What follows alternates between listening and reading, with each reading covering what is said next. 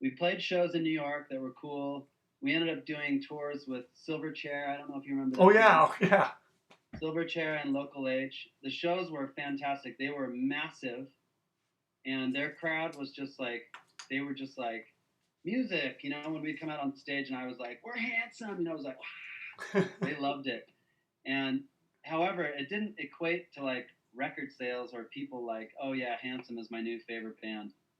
And we went on tour with Corrosion of Conformity for a little while, which was rough because at the time they were like totally Southern rock, and their crowd's just like, oh my god! I remember coming out and singing like 3 songs one night, and some dude like flicked a joint at me, and it hit me like boom, and he just yelled at me, "Smoke that, you'll feel better," you know. And I was like, oh my god! I was like, these are terrible crowds. We went on tour with the Descendants, Less Than Jake, and Guttermouth, and I think the Descendants had chosen us as one of the bands to go out with them. And I was a super fan from the time I was a kid, but it was just like it was the wrong tour for us. Once again, I think that it was a very pop punk and punk rock tour, and we must have sounded like AC/DC to those kids. We'd come out on stage and it was just like the fingers just came up like. But you Every guys night. were powerful. Like that's why I don't understand that reaction. Is you guys? It wasn't like you guys were playing like acoustic music. You guys were playing very hard driving music. Like that. Yeah, just don't It get was it. intense. I mean, we would bounce out on stage. We would play 9 songs without stopping, and we'd be like, "Thanks a lot," you know, drop the mic and run off. We were done in like 27 minutes, and Gotcha. we were like, "God, we're super tight. We're loud. We're like powerful." And still, every night it was just like people were just like, "Oh, fuck you." um, so so it was rough going. We ended up going on tour with Orange Nine and the Unsane. There were lots of like there were some personal problems happening in the band, and then Tom announced that Quicksand was getting back together and he was going to leave the band.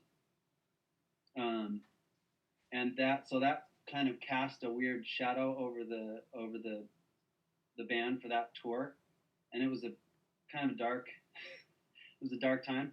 And we came home and we got this guy named Donnie Campione, who was in the Electric Love Hogs, which is like, you know that band Goldfinger? Yeah, like in a cursory way. Yeah. Okay. The singer of Goldfinger is like a crazy successful producer. He produces lots of pop music, and it was their band before. Some of those guys were in this band Electric Love Hogs, and so Donnie was an LA guy. I think Eddie knew him because Eddie had lived in LA. He came out and started playing guitar with us. He was a fabulous guitar player. He was less like Tom had this really, you know, Tom has like a really distinct style of guitar playing, and his influences come from all over the place. Donnie was like all about Jimi Hendrix, and he could just like shred leads, you know, which was cool. And he was a good guitar player. But we ended up going on. Let's see, Donnie came out and started playing with us on maybe the Descendants tour, and then we ended up going to Europe after that. And Europe was like that was it for us. I think I had spent a big chunk when we were in Europe of time.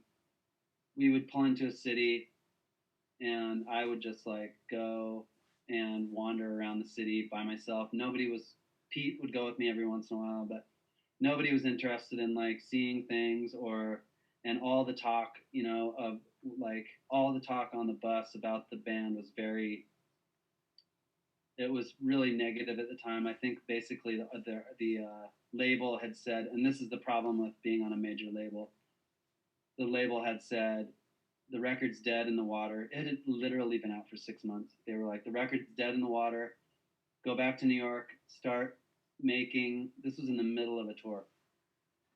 Go back to New York. Start making a second record, or we're gonna pull your salaries. So we were like, huh. So that was kind of hanging over us. And then Michael Goldstone had left Epic and left us with these A&R people. They were fine. They were really nice, but they were like, we didn't know them. They didn't know us. They were flying out to look at us at shows, and they'd be like, "Oh, great! So tell us about the band," And we were like, "Oh man, this is a mess." And then our management company just had started. It had started to become obvious that it wasn't the right choice for us. There were all these kind of like external issues happening, and then we weren't like uh, close enough as like the five of us as a band to hold it together. And I think at some point when we were in Europe, I was like, I don't want to do this. It started to feel uncreative to me, which is the whole reason I like to do music, is because I consider myself a musician and an artist, and I like to create stuff, and that's what makes me feel good and like life is worth living. Um, and it wasn't feeling like that. It was feeling like your money is dependent upon you writing these songs, and then it was like sort of within the band.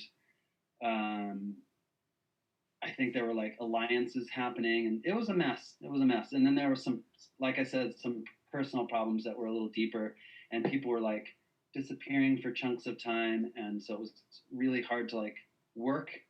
When you'd be working in silos, with two or three people would work, and then the other people would come back and be like, "Well, what happened? I don't have any input in what's going on." It had become a bit of a mess, and I don't think we were like. I would not say that Handsome were like, we weren't friends with one another. I think Pete and I were friends. We used to hang out, but I didn't hang out with any of the other guys in the band, and so we got home from Europe, and I took a job at this restaurant where I was working at before I was in the band, and I was like, I think I want to do another band, a different band, and I'll just work. It's fine. You know what I mean? I don't need to make a paycheck from music if it feels this bad right now. Was that at all psychologically? You start at the restaurant, you get signed, the dream. You know what I mean, like the idea. Yeah. Then you're back at the restaurant. Like what's that like?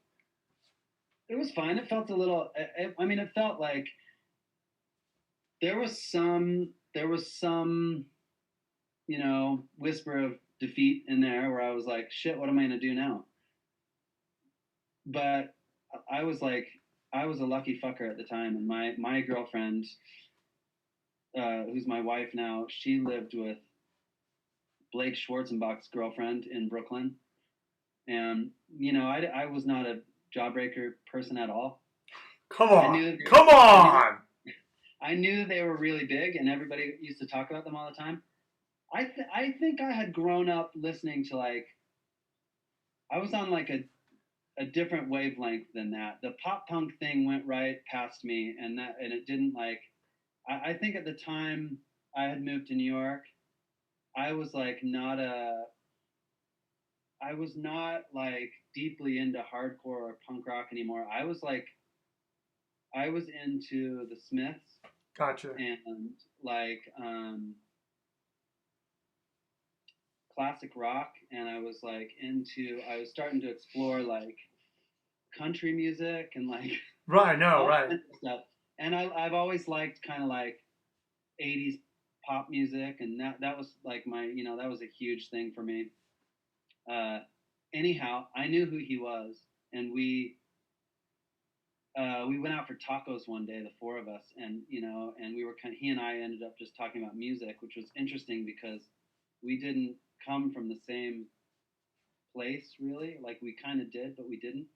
I didn't know the people he knew, and he didn't know the people I knew, and so that was interesting, and it felt fresh. And like I remember we kind of had a really casual conversation, like, oh, maybe you should come. Blake was like, I have a rehearsal space, and I've been working on these songs, and maybe you should come uh, like play music with me. And I was like, that'd be awesome. And then it was literally 2 weeks after I had quit Handsome.